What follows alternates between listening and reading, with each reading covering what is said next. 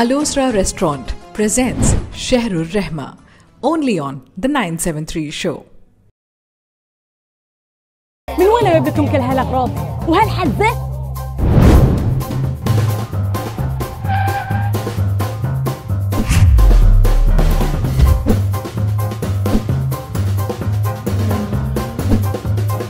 فود وورد كل وقت وكل مكان.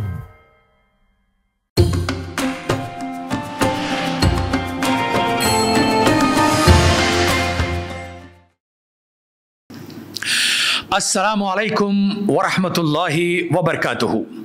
प्रिय मित्रों, सज्जनों, साथियों, बहनों और भाइयों, आपका स्वागत है आज के इस द 973 शो में। शहरुर रहमा का आज 13वां दिन है। वक्त बहुत तेजी से आगे बढ़ता जा रहा है और इस शहरुर रहमा को बनाते हैं या बनाने में जो हमारा सहयोग देते हैं वे डिस्कवर इस्लाम सोसाइटी, जिनके हम बेइंतहा आभारी हैं कि जिन्होंने आज हमें एक ऐसे स्पीकर से मिलवाया जिनसे आप मिलने के लिए यकीनन मुश्ताक होंगे। सैयदा नाहिद ज़फ़र सैयद। सैयदा मैंने लगाया है, नाम नाहिद ज़फ़र सैयद है। ये सर्टिफाइड काउंसलर हैं, यानी जब मियाँ बीवी के बीच संबंध कुछ बिगड़ते नजर आते हैं तो उनको सुधारने के लिए वो जोड़े आपसे संबंध रखते हैं, उनके पास जाते हैं, पूछते हैं कि कैसे हम इन्हें फिर से वापस जोड़ें, एक बार फिर मियाँ बीवी बन जाएं। तो आइए आज के इस भाग में हम नाहिद ज़फ़र साहिबा से ये पूछेंगे कि वो क्या गुण हैं जिनको देखना ज़रूरी है जब आपकी शादी होगी, यानी what are the things one need to see while selecting the spouse to make your marriage a successful one. Dr. Nahid Zafar Sahiba. Thank you very much for the lofty introduction. आज हम लोग बात कर रहे हैं एक successful, एक कामयाब, एक भरपूर शादीशुदा ज़िंदगी के बारे में। तो let us rewind a little bit back and go back on how to choose. कैसे चुनाव किया जाए एक इस्लामिक लेंस में एक लाइफ पार्टनर का, एक हस्बैंड या वाइफ का, एक पति या पत्नी का। सबसे पहले तो हम ये बात करते चलें कि इस्लाम ने हमें इसमें कुछ गाइडलाइंस दी हैं और गाइडलाइंस काफ़ी ही फ्लेक्सिबल हैं। यानी एक लड़का अपनी उम्र से बड़ी लड़की से भी शादी कर सकता है, ये फ्लेक्सिबिलिटी इस्लाम हमें देता है। इस्लाम हमें कोई स्पेसिफ़िक भाषा बोलने वाले या एक स्पेसिफ़िक कल्चर से आने वालों से शादी करने के लिए या एक स्पेसिफ़िक प्रांत या एक स्पेसिफ़िक जगह से शादी करने वालों के लिए कोई भी बंदिश नहीं लगाता है। एक एस्पेक्ट जो हम देखते हैं आजकल अपनी सोसाइटी में कि लड़के बहुत ज़्यादा डिमांड कर रहे होते हैं। मिसाल के तौर पर आप ले लीजिए कि एक लड़का है और उसके घर वाले अगर उसके लिए एक लाइफ पार्टनर, एक लड़की ढूंढ रहे हैं तो डिमांड करते हैं कि मुझे एक डॉक्टर बहू चाहिए। ये चीज़ हमें लड़कियों की तरफ से कम सुनाई पड़ती है कि लड़की वाले कह रहे हो हमें पायलट लड़की चाहिए। ये कल्चरल एस्पेक्ट है। दीन के एतबार से, दीन के लिहाज से, इस्लाम धर्म की तरफ से लड़का और लड़की दोनों को ये राइट, ये हक़ दिया गया है कि वो अपनी प्रेफरेंस, अपनी पसंद बता सकें, अपनी नापसंद बता सकें और डिसीजन मेकिंग, यानी जब फैसले की घड़ी आए कि फ़ैसला किया जा रहा हो कि ये इनका होने वाला लाइफ पार्टनर होगा, तो वो अपनी चॉइस बता सकें।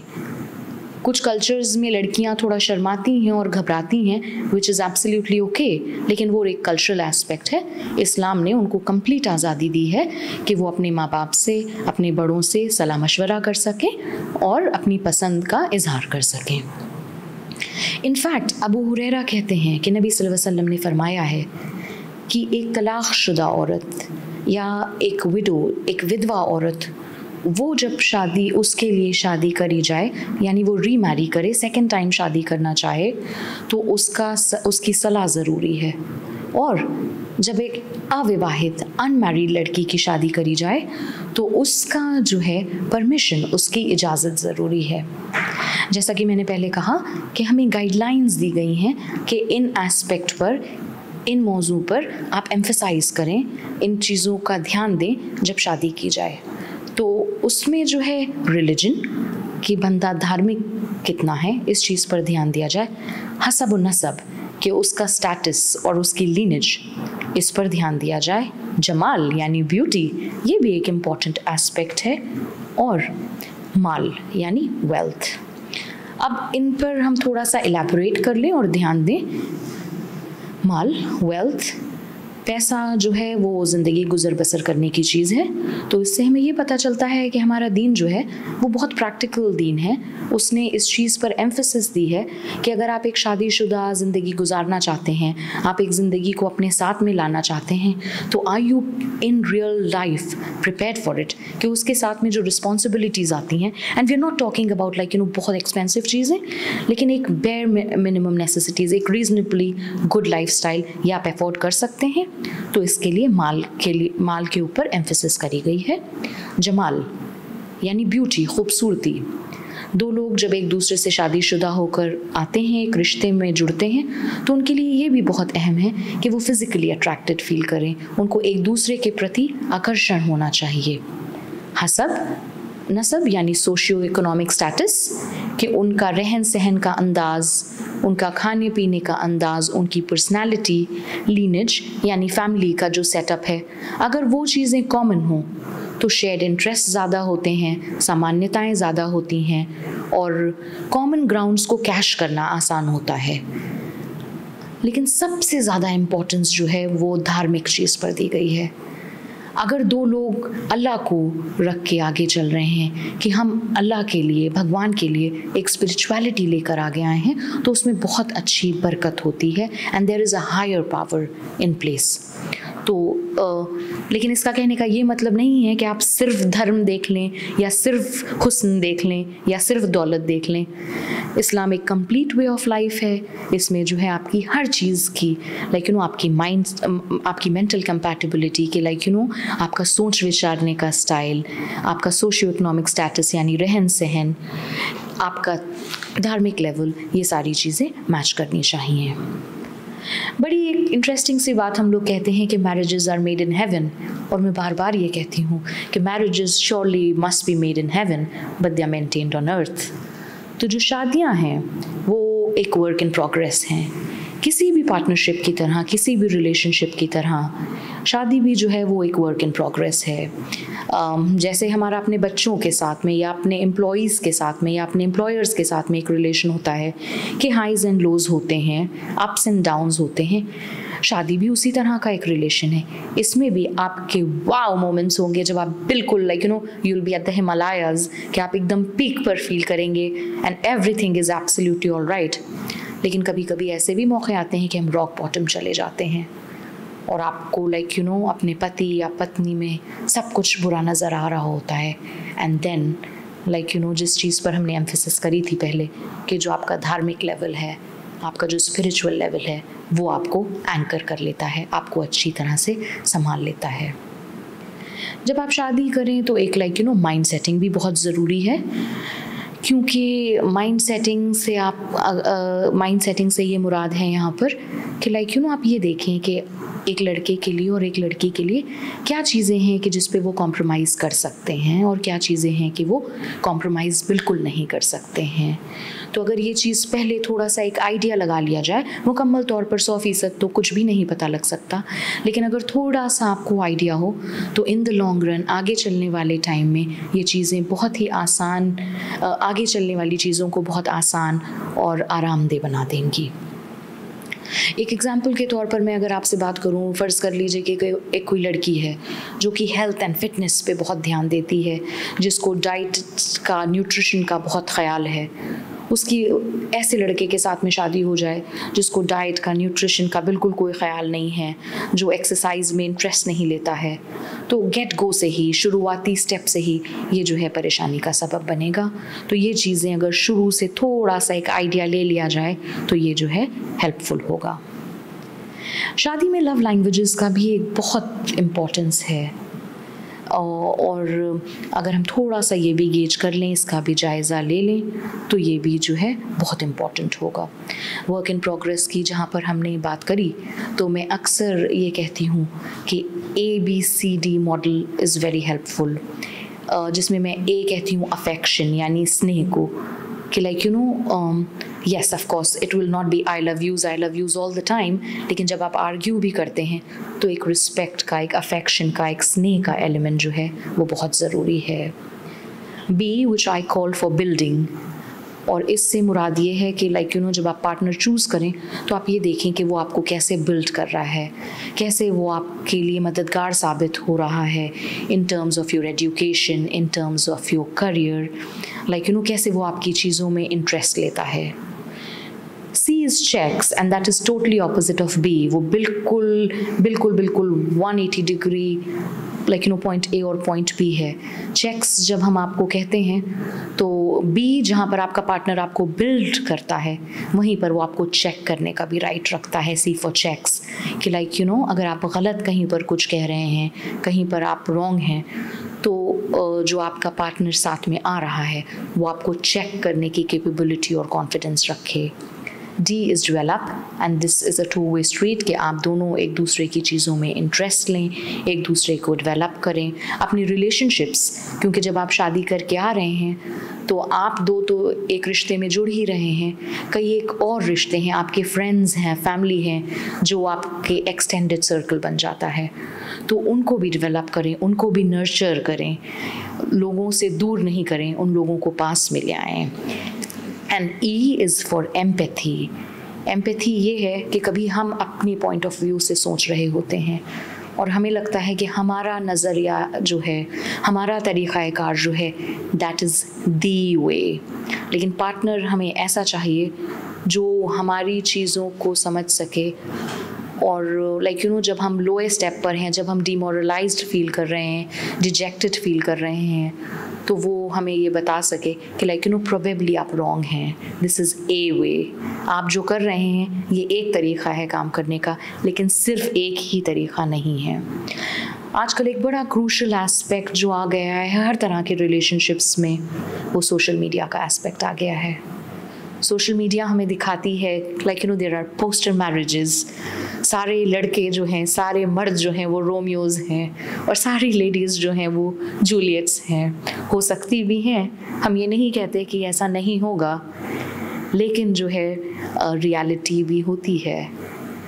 बट सोशल मीडिया का इसमें आप कंप्लीट मुकम्मल दोष नहीं दे सकते हैं, क्योंकि सोशल मीडिया पे बहुत अच्छे अच्छे रिसोर्सेज भी हैं, बहुत अच्छे अच्छे कोर्सेज भी हैं, बहुत अच्छी अच्छी क्लासेस हैं, मास्टर क्लासेस हैं, जो आपको एक्चुअली जो है बहुत कुछ अच्छा सिखाती भी हैं।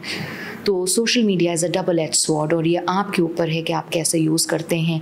आप उससे वो सिर्फ फेरी टेल वाली और लाइक यू नो एक जो परफेक्ट इमेज पोर्ट्रे करी जाती है, आप उसको लेते हैं कि आप एक बैलेंस्ड व्यू लेते हैं। एक बड़ा क्रूशल चीज़ ये है कि जब नॉर्मली लोगों की शादी होती है तो फिर बच्चे भी आते हैं। स्टीरियोटिपिकली कल्चरली लोगों का मानना ये होता है कि बच्चे जो है वो बाइंड करते हैं, they are a binding agent, which is not wrong. Yes, children do bind, क्योंकि कॉमन इंटरेस्ट होता है माँ बाप का बच्चों के साथ में, लेकिन एक बहुत लेस टॉक्ड अबाउट, कम बात करी जाती है जिस एस्पेक्ट पे, वो ये है कि children also pitch parents against each other. आप देखेंगे बच्चे जब छोटे होते हैं तो बहुत अच्छा सारा कुछ चल रहा होता है। बच्चे जैसे ही डबल डिजिट्स में आने लगते हैं, 9-10 साल की उम्र में आने लगते हैं, टीनेज ईयर्स में आने लगते हैं, हस्बैंड वाइफ का कॉन्फ्लिक्ट होने लगता है, एंड बच्चे they are capable, fully capable of pitching parents against the each other. तो ये है कि थोड़ा सा इन चीज़ों पर भी अगर डिस्कस कर लिया जाए तो ये चीज़ें जो है एक शादीशुदा ज़िंदगी को मुकम्मल, सक्सेसफुल, पर्पसफुल और मीनिंगफुल चीज़ बना सकती हैं. So I wish you the best in your marriages and like I said, कुछ भी परफेक्ट नहीं है, everything is a work in progress. अपनी शादीशुदा ज़िंदगियों पे काम करें, अपने इंडिविजुअल लेवल पर काम करें और इस दुनिया को जन्नत बना लें. जज़ाकुमुल्लाहु खैरन.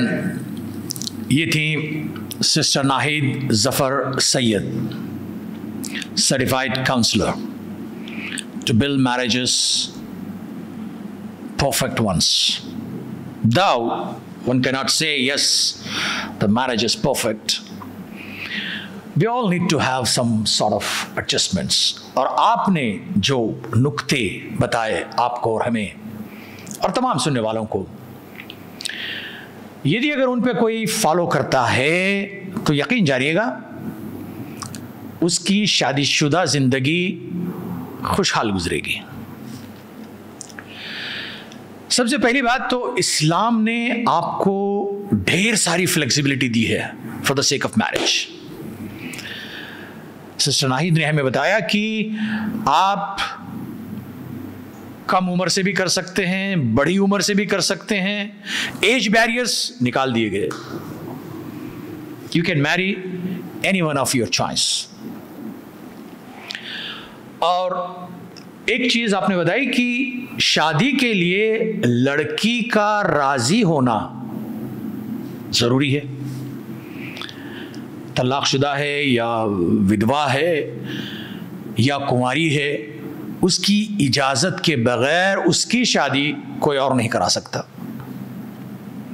These are the beautiful guidelines given in Islam. Subhanallah. There is nothing like father ने कहा कि भाई इतने पैसे ले लो यार, बेटी को भेज दो, जाएगी, जीवन गुजार लो जैसे गुजारना है. No. Guidelines are given in Islam. Subhanallah. Sister Nahid ने हमें ये एक बात बताई, एक हदीस जिसके अंदर अल्लाह के रसूल सल्लल्लाहु अलैहि वसल्लम ने कहा कि तुम जब विवाह करो, शादी करो या शादी का इरादा करो, तो आपको कहा गया आप 4 चीजें देखें.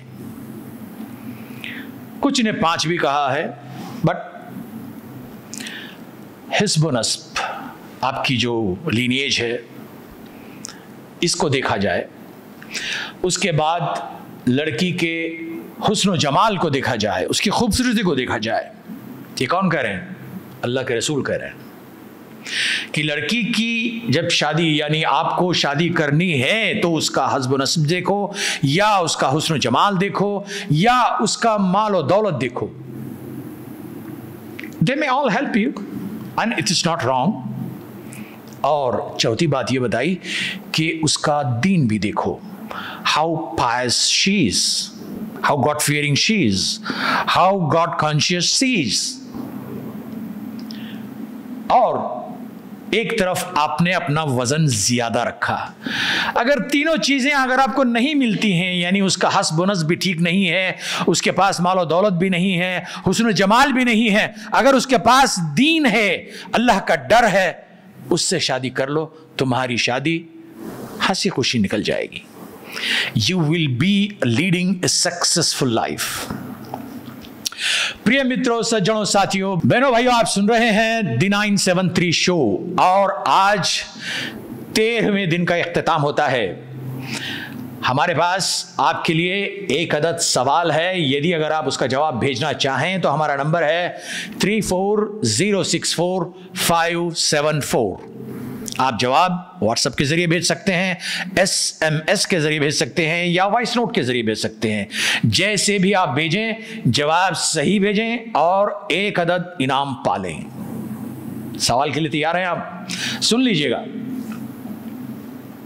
अल्लाह के रसूल सल्लल्लाहु अलैहि वसल्लम ने शादी के लिए 4 बातें बताई कि हस्ब नस्ब देखा जाए, या उसका हुस्न जमाल देखा जाए, या उसका माल और दौलत देखी जाए, या फिर उसका दीन देखा जाए. आपने किस पे इक्तिफा करने के लिए कहा? The last, the least. You see this and you will lead your life a successful one. आपका जवाब कल शाम ठीक कुछ इसी वक्त तक मिलना चाहिए. तब तक के लिए आगे दीजिए. आपके शुभचिंतक को मिलते हैं फिर आपसे. अलविदा. अल्लाह हाफिज।